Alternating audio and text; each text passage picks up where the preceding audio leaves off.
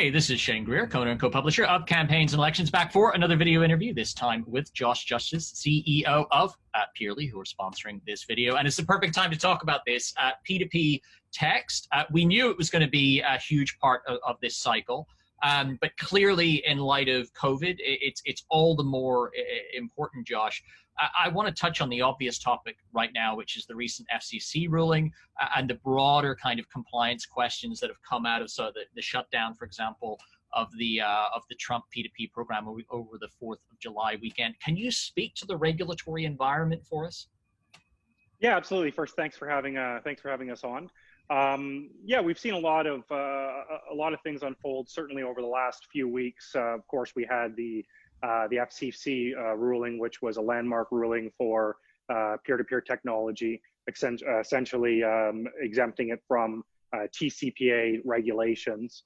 And then more recently, we've seen some of the carriers start pushing back on the political P2P traffic and actually denying traffic, which was very unfortunate to see at that time. Now, it does appear that a lot of that has been worked through, but there is a lot of talk that and worry that could be something that campaigns could face now in the coming weeks or months. We think that it is, of course, a little bit silly. This technology is 100% legal. It's been deemed legal by the FCC. It's responsible, grassroots, natural communication, and we need this now more than ever. We don't have the same ability to go door to door, and we can't lose grassroots contact in 2020. And that kind of brings up a key point here, which is not unique to P2P, and it's a story that comes up time and again in campaigns with new technology, which is compliance and choosing vendors that are reputable and ensure that they are in compliance with the prevailing rules. A lot of this kind of the recent sort of vendor or carrier issues centered around opt-ins and opt-outs of peer-to-peer. Can you talk specifically about the best practice that a campaign, top of the ballot, bottom of the ballot, should expect from their vendors so they don't experience these kind of things? Yes, absolutely. First off, so the FCC did define peer-to-peer texting as being human-to-human interaction, human-to-human texting, and not subject to the TCPA. That does not mean that it is not subject to certain rules, and it certainly doesn't mean that exemption is given across the board. And what we have found that there is a lot of providers that are attempting to take shortcuts to blast out a lot of messages and fall under this peer-to-peer category. Yeah. It is not a free-for-all to categorize all text messages under this umbrella. It is very important when you're using a peer-to-peer provider such as Peerly that messages are in fact sent from a human and they go to another human, in this case a voter, and there has to be a certain level of interaction. You have to be interacting with the phone number. You have to interact with the message. You know, if you have a message that sounds like a spam message or that sounds like a repetitive political message, you can pretty much guarantee your carrier is going to flag that, and you could end up being shut down for several days. Peerly is unique in the market because we have additional filters set up that we worked with the carriers to provide. So if there is an issue that comes up along the way, we're in the position that we can immediately talk to our clients and correct that, as opposed to shut them down altogether, which of course we have seen recently with a handful of large profile campaigns in the media in the past week or so. So it is very important to do your due diligence. Not all peer-to-peer providers are created equal. Yeah, and that reminds me, for folks who aren't currently using P2P or aren't as experienced with it, it reminds me a little bit actually of kind of with email, where you have kind of that pre-filtering stage to flag stuff that might trigger spam filters so that you can correct that before it ever kind of goes out into the universe. Let's talk about use cases. You've touched on it already. The big change this year as a result of COVID is that get out the vote has totally changed. Both in the very direct human sense, and there's a lot less of door-to-door, face-to-face contact, but also with the rise of vote by mail, which has extended the get out the vote window in a way that we really haven't seen before at a national level. So I'd love to hear a bit more about peer-to-peer use cases in that kind of context.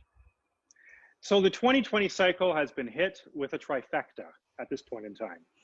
You have the pandemic, you have vote by mail, you're not in the position to go door to door, and landline usage is at an all-time low.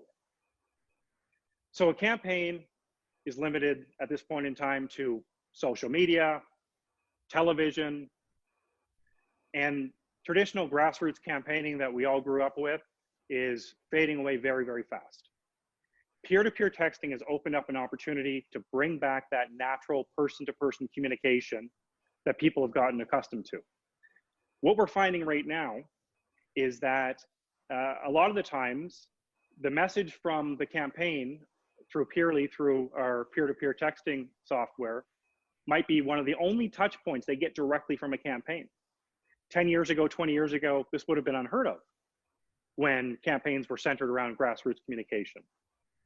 So it makes this technology so much more prevalent at this point in time, because we can't lose that direct contact with the voters.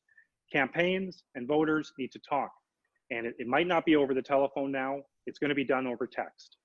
But we have found it to be incredibly useful and incredibly effective.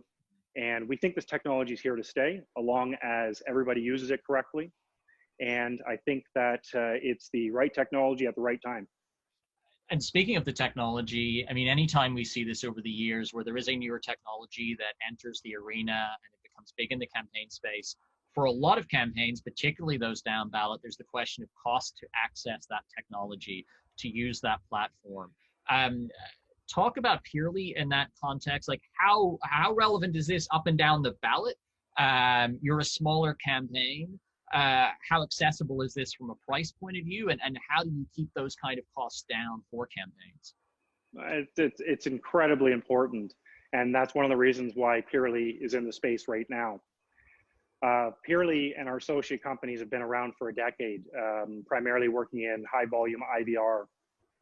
And with peer-to-peer texting, we noticed that the price to market was astronomical, with providers charging 8, 9, 10, 15, 20 cents. The problem is that this restricts the technology to smaller campaigns. It's great for larger PACs, it's great for larger campaigns, but small and medium campaigns, it's simply too expensive. Peerly entered the market at half the price of our competitors. And that was very, very important to us. And it took us a number of years to make that happen. We leveraged our carriers, we leveraged our relationships, and we were able to bring our price down to literally half the price of our nearest competitor. Since doing that, we've noticed that campaigns as small as local law enforcement, sheriff, all the way up to presidential campaigns can now access this technology.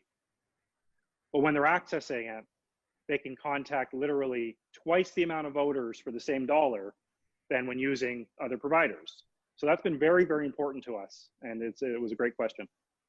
Listen, Josh Justice, CEO of Peerly, thank you very much for joining us. Of course, do check out Peerly at the link above or below, depending on where you are viewing this. Josh, thank you very much for being with us here today. Thank you very much. We appreciate it. Visit peerly.com for more information, and take care. Thanks, Josh.